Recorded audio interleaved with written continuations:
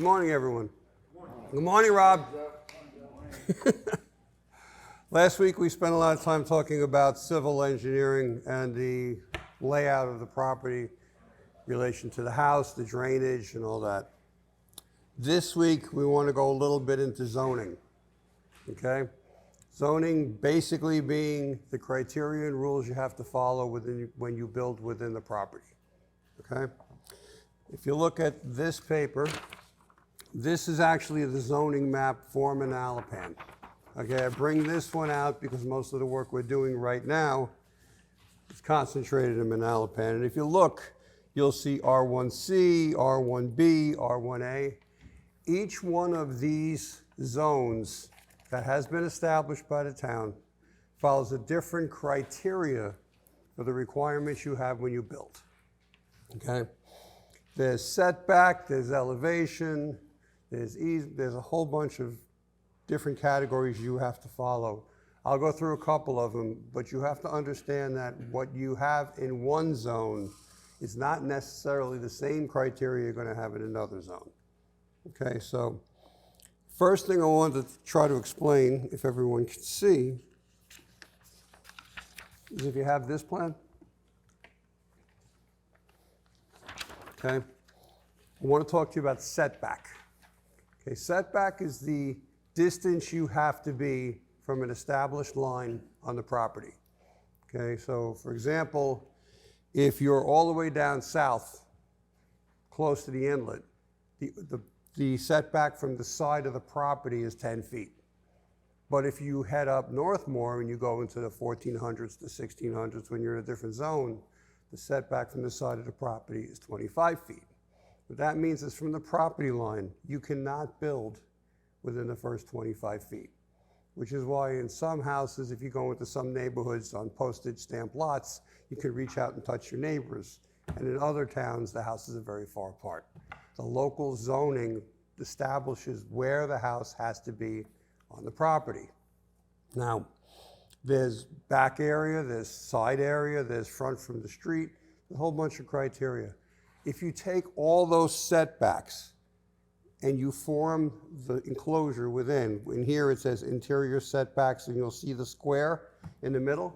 That's what they call the buildable area, okay? So the area inside all the setbacks is the area you're allowed to build.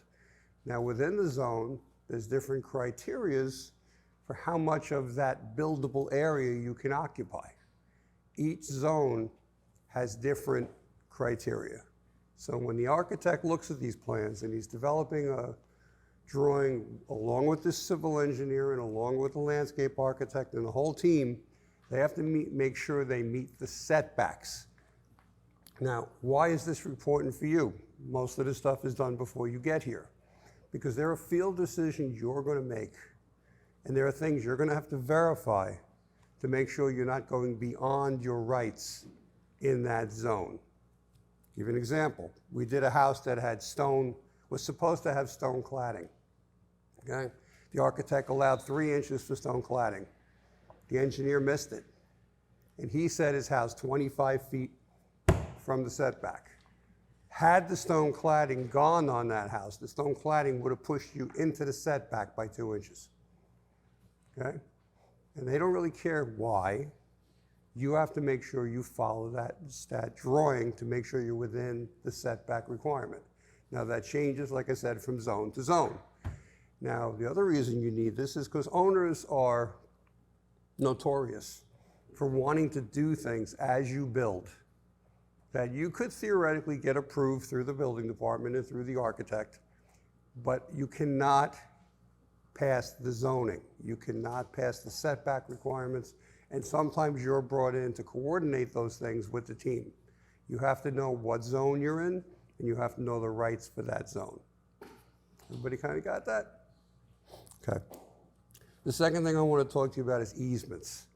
Okay, the easement is the right for someone else or some entity to use your property. Even though you own the property, it allows them to use it.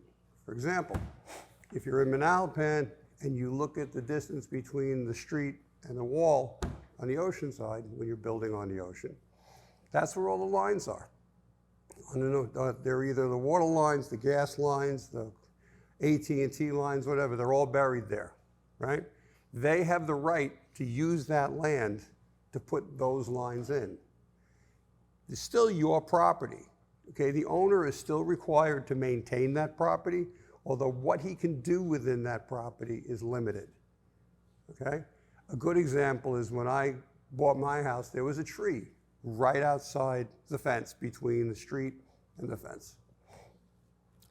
In my town, there's a swale that runs through for drainage. So it's a drainage easement, okay? When I went to add a second driveway and pulled a permit, they said I couldn't do it, I was in violation, the tree was in the easement. So I had to move the tree, okay? Although it's my property and I'm required to maintain it, there are still rules I have to follow as if I didn't own it, okay? That could affect the value of a property. When we were doing one of the houses along A1A, the town wanted to get permission to run a water line from the plant on the west side of the intercoastal, under the intercoastal, and through the property, okay, to feed into the town rather than going all the way around. That process would have taken 4 years, 3 years, 4 years, something like that. The house construction was only going to take 2. So what that meant was if he had allowed the easement for whatever agreement they came up with, the town could still go on the property, dig it up, and would still be building 2 years beyond the completion of the house. It also meant they had a right of way to come into the property after the house is built to fix something that broke, or monitor, or maintenance, or whatever they have to do. Okay, so every time you see water lines, power lines, anything buried within your property, although there's an easement, you still are responsible for that. Some easements you have because when you bought the house, they were there. Okay, you bought the house, the sewer line ran through. You bought the house, the power line. Other ones are presented to you, and you may or may not have an option to accept them. Okay, when we bury the lines along A1A and get rid of the poles, you have to provide, we have to provide, a survey drawing for easement. Because when we put a transformer, splice box, or whatever for power, okay, that is an easement that the town now has rights to. Okay, so all these things are documented and they're all stated. There's a power line that runs under runs under the intercoastal into A1A. When we were doing 980, we had to find that power line. They couldn't find it. Okay, they looked, they sent people out. They couldn't find it. Now, that power line runs under the intercoastal, under your property, under the street, and ties into what eventually was one of the FPL boxes, okay? FPL still has rights to that line, even though it's not in your property, okay? When you build a house and you put a dock on the west side of A1A, the owner owns the first 5 feet, or 6 feet, whatever it is, off the seawall. The rest of it's owned by the DOT. You still have to maintain that even though they have rights to that area. Okay, so easements are really important. Knowing what the easement is on your property lets you know how to plan, okay? That leads us into something very important. When you're building on a property, you're responsible for knowing what's there and not damaging it. So does everybody know what Sunshine 811 is? Okay, in New York, if you're from New York, it's call before you dig. Florida, it's Sunshine 811. Sunshine 811 is there to protect that stuff from getting damaged. It's also there to cover your butt and get you out of jail free, okay? When you call Sunshine 811, and you have to do this every month, you open an account for a project. You call, they'll ask you the property address, the owner, how far it is from a certain road so they can find it. And they'll ask you, what do you want to survey? And you want all utilities surveyed, and they'll ask you how far north, how far south, how far east, how far west. They'll come out and flag, and I'm sure you've all seen this with the different color flags. Yellow flag being gas, right? AT&T comes out, gas company, power company, everybody comes out. If they flag those items, you don't dig there, but they're not always right, okay? There was a case we had where someone, many years ago, was told that they flagged for AT&T lines in Delray. Electrician came out, the flags are right there.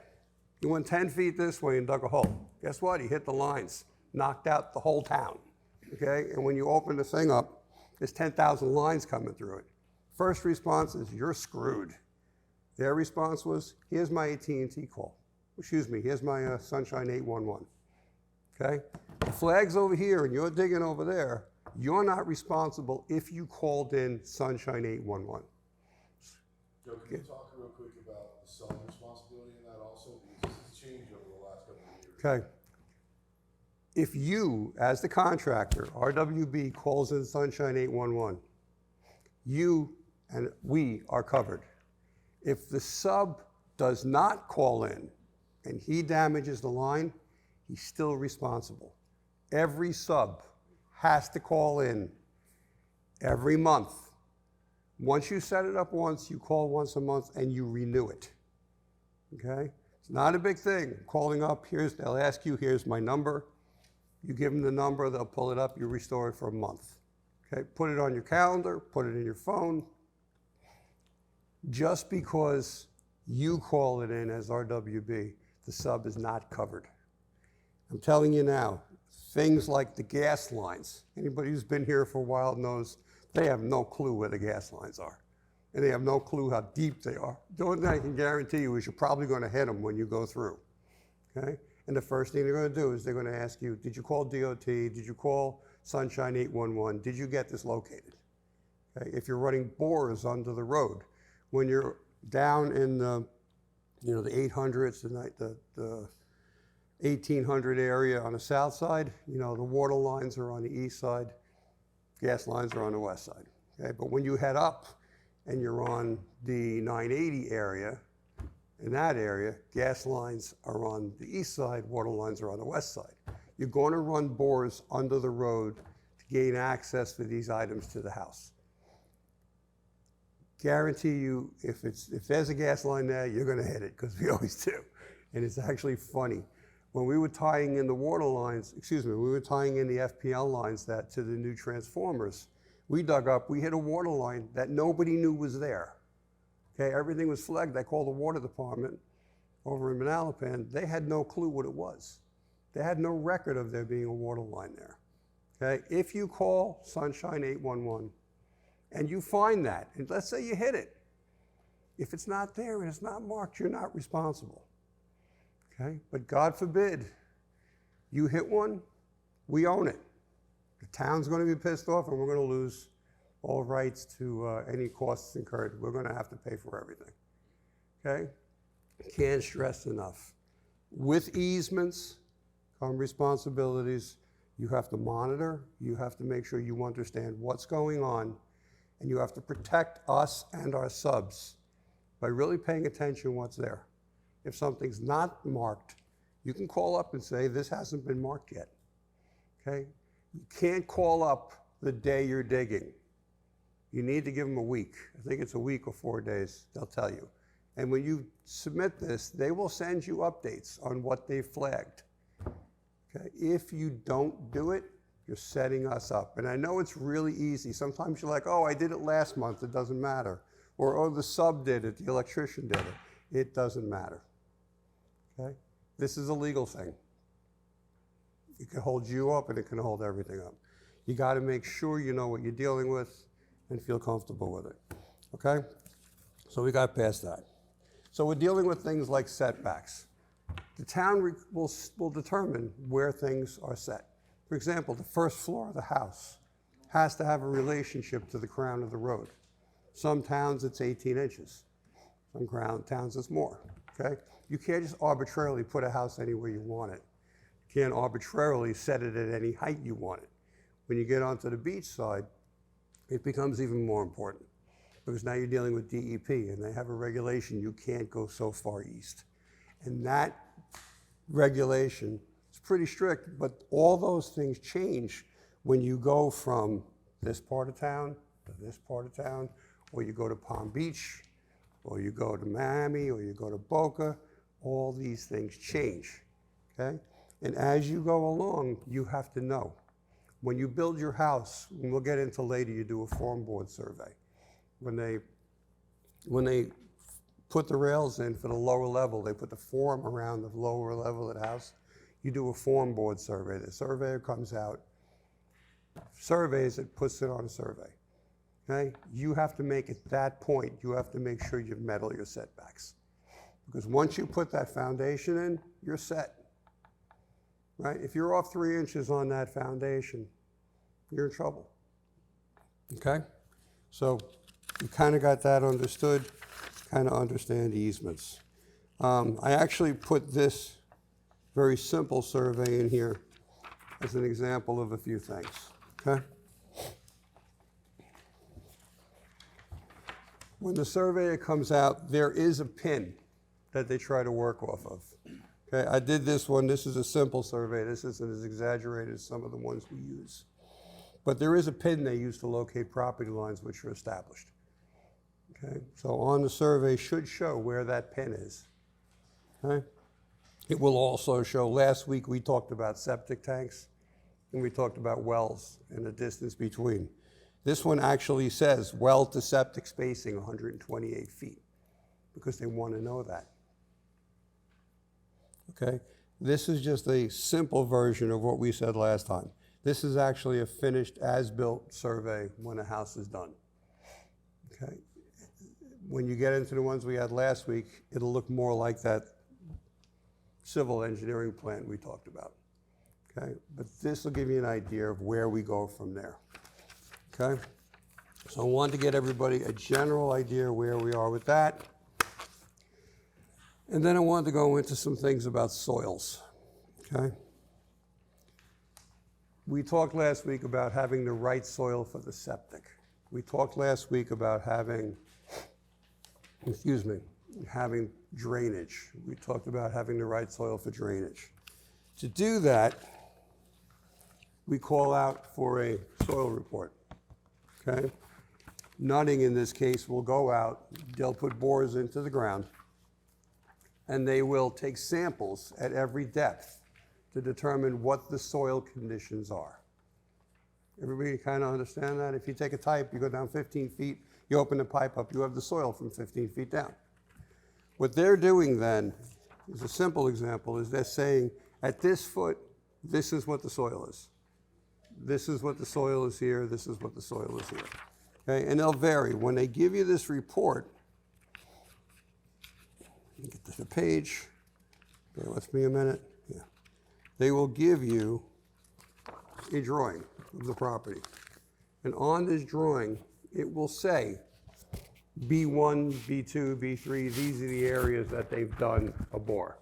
This is the area tested. These areas are designated by the civil engineer. Okay? They're designated so that the civil engineer can work on structure, and so the civil engineer can work on drainage. Now, there's a term we use called Perk. What Perk means is the soil's ability to absorb water and drain. Okay? So if I took a gallon of water and I dumped it on beach sand, you'll watch it sink really fast, right? If I have a soil that's very dense or has clay in it or something like that, it's going to sit there. Right? So the soil condition you have, we look at it for two reasons. One is how does it perk?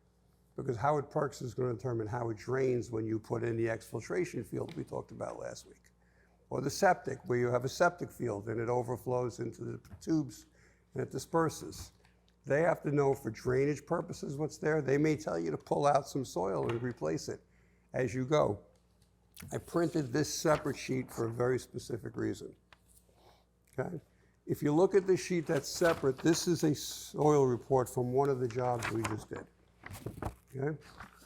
And if you look at this, it says there's 3 inches of topsoil. Okay, then there's gray fine sand, brown sand, all this. Then when you get to 6 feet, it'll say gray fine sand, shell fragments, and right above it is brown sandy peat. Okay? When you look at 9 feet all the way down to about 18 feet, it says brown peat, little to some sand. Peat is basically organic matter that has decayed. If someone threw a tree in there, someone threw bushes in there, and over the years, it started to rot and rot and rot, right? I bring this one out because this is a very good example of a concern we had. At this area, we were supposed to put a tennis court in with a concrete pad.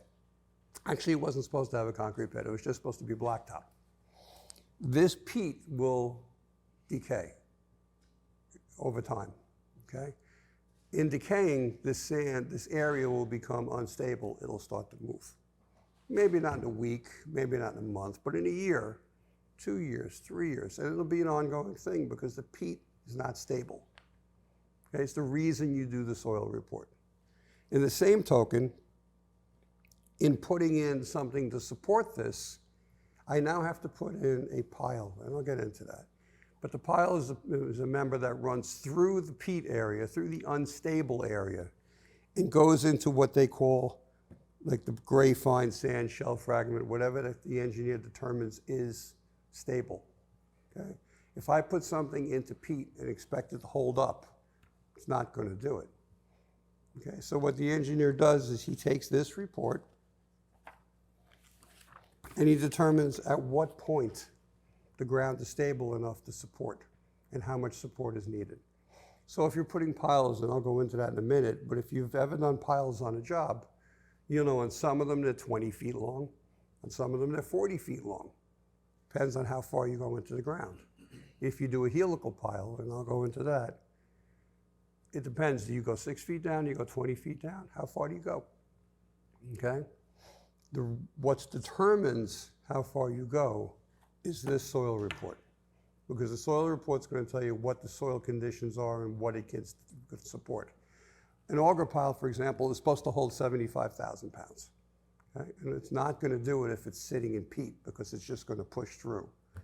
So when they do a report, the guy who's installing the pile, has 2 criteria. He's either going to go down to design depth, which might be 40 feet or whatever the engineer says, or he's going to go down to refusal.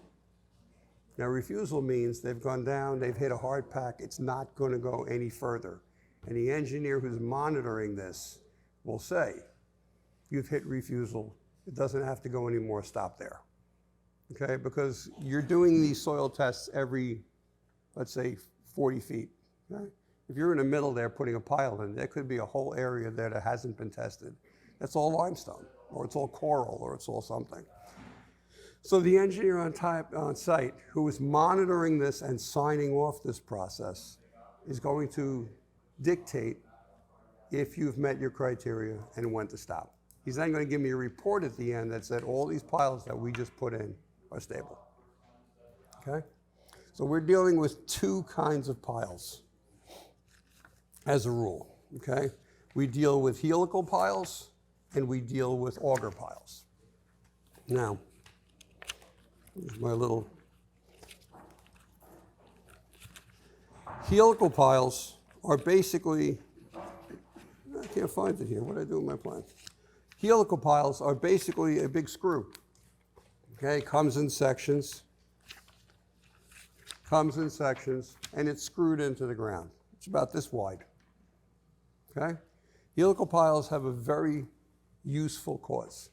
If you have a house that's already built, or you have a wall that you already have to support, it's not new construction, you can get in with a helical pile. You can drill literally with a machine with a drill head and drill this thing into the ground, okay, as much as you want, and then you can put a plate on the end that actually bolts to whatever you're trying to support. So you can add support afterwards. You could also use it ahead of time and build it right into the foundation design. Okay, so if you look at this plan or this drawing you see here, you'll see the difference between the 2. Okay, where it says new construction, they go right into the foundation. Okay, where it says, later on, for afterwards, you'll see that they bolt on to the bottom of what's there. This is a great tool for us when you're working on restoration, old houses that have problems structurally or stabilizing the ground. But the other thing you'll see here is it says soft problem soil, and then it says stable bearing soil on the bottom. This goes into what we were just talking about. A lot of times when you build on soft problem soil, the house will sink, the house will crack, the walls will crack because it settles. This will allow you to support those areas after the house is built. One of the reasons for the soil report is to determine where those bad areas are. Okay, the helical pile is one measure we use, and it allows you to support the slab when this wasn't done properly. Or where you have, for example, an outside, someone is converting an outside deck and they want to build on it, and there's not enough support. They add a helical. Okay? The other pile we use is an auger. Now, an auger is a very simple process, and if you look at this, this is actually a picture of how it goes in. What it winds up being is a huge drill bit, usually about 14 inches round or whatever specified by the engineer. That drill bit's hollow. It's got a cork at the end. They drill that into the ground at the designated location. When they get it to depth that it has to be, they will pump grout into the drill bit, which will feed all the way to the bottom. Okay? It'll pop the cork with pressure. And as they pull the drill bit out, the hole will fill up with grout. Okay? They then take a rebar cage, a lot of rebar ganged together as specified by the engineer, and they'll take it and they'll push it through the grout into the hole. So what you inevitably have is a 40-foot, 30-foot, whatever the specified is, concrete grout pile going all the way down with rebar support in it. Okay? That pile holds 75,000 pounds. Okay, so sometimes you say to yourself, why do I have to use it? You have to use it because the soil conditions in the area are no good. Okay, sometimes you'll use it on a site wall, and you'll say, site wall weighs nothing. Why am I doing it on a site wall? Because maybe the first 30 feet of the soil is bad, right? And you put it on a site wall, it's going to crack, it's going to sink, it's going to move. Okay? Now, that job you're looking at had it specified on site walls. We went back and looked at the soil report. You didn't need it. So we were able to eliminate the piles on that job just for the site walls. Understanding how all this works lets you determine better why we're using what we're using, and questioning, do I need this? Is this enough? Do I need a 40-foot pile if the soil report says it's good soil? It lets you understand how the house goes in and why it's done. We were able to save a lot of money by eliminating piles on the site walls, because when I went back to nutting, they said, no, you don't need piles there. I went back to the engineer, he said, as long as nutting says you don't need them, I won't make you put them in. So it helps you, it helps the owners financially, and you make sure you understand what's going on. Okay, this is all about getting a complete understanding of how this is built. And again, I use the term building it in your head. If you can put this process in, first I have to do this, then I have to do this, then I have to do this, and you understand why you're doing each one of those things, you can work through all these problems. But you have to understand what led to what. First the survey led to the soil report, led to the engineer, led to the plan, right? Everybody got that? Okay. This is a lot to take in, okay? The soil report is actually pretty interesting if you go through it. We printed you each a report for the entire project. The entire report shows everything there and everything that was actually given to the engineer for this design. I'd urge you guys to take 10 minutes, read it, become familiar with it. I'm not saying you're going to totally encompass this in 10-minute read, but it'll give you familiar with why this happens, and what goes into the design of all this, because you're all going to be dealing with it. All right? We got any questions right now? Yep. Real question. If you have a utility easement on your property, is there anything you have to keep in the back of your mind in terms of equipment coming on it? Like, did any tractor go over, or should you? That's a good point. Theoretically, if you're putting in an easement, you always have to, everything we do, we have to do DOT approved, okay? So for example, if I'm putting in a drainage culvert, we call it, okay? If I'm putting in a grate that goes on a driveway, if I'm putting anything that is going to be driven on, it has to be a DOT, Department of Transportation, approved grate, approved system, okay? Theoretically, there are rules and regulations of how these things are put in, okay? When they put the power line in, they put it deep enough in the sleeve that theoretically, if they put it in based on the criteria they're supposed to follow, you should be okay. Where we have problems is like we did at one of the projects in the 1600 area, where we opened up to put the 5 foot of blacktop in, and we went down 20 inches and the gas lines were there.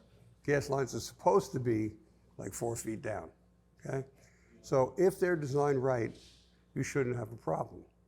But you can't necessarily assume that everything is right. If you're digging out something with as a gas line, I'd recommend you do more of the work by hand than with a machine, okay? If you hire anybody that's qualified to do that work, they'll know how to go about this, okay? You don't want to just attack something and say, oh, the pipe's 6 feet down, so I can dig down with an excavator and take 4 feet of soil out. Don't. If it's installed right, you will be able to, but a lot of what's here has been here for a very long time. Everybody who's been here has seen water lines water pipes burst along A1A with a nice little fountain shooting up in the air for no apparent reason, okay? If you hit that pipe, it's gonna break. Theoretically, it should be down low enough that you won't hit it. Don't count on it, okay? Everybody good? All right, guys, let's go to our meeting.